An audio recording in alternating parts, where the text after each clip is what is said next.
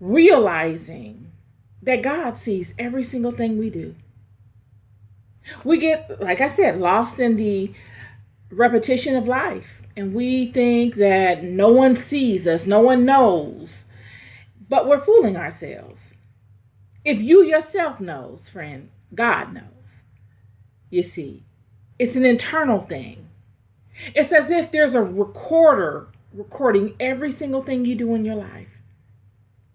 Sometimes more than other times, but yes, something internally is recording you. And there are outward invisible forces that record as well. A lot of times, friends, I have found that it has been the people that I would normally overlook that have had the most impact in my life. It hasn't been that I had a sit down with any particular preacher or pastor or man of God in any type of church environment that sat me down and counseled me on how to overcome the problems that were plaguing me in my life. It has not been that any one of those people revealed to me mysteries of this life or the Bible. I just haven't had that luxury. I haven't had anyone in my inner circle that was that close to me that I was able to bump ideas off of, except for my uncle. And he did as much as he could. But even in my communications with him as a deacon in the church, he was limited to his perspective as well. I found that surely he had some strong perspectives, but he could only go so far. I have not met anyone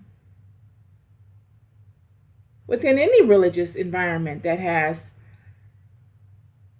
uncovered any significant, like really, really meaty spiritual truths that I knew.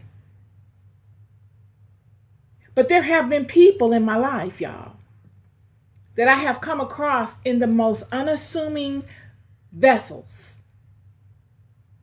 that out of nowhere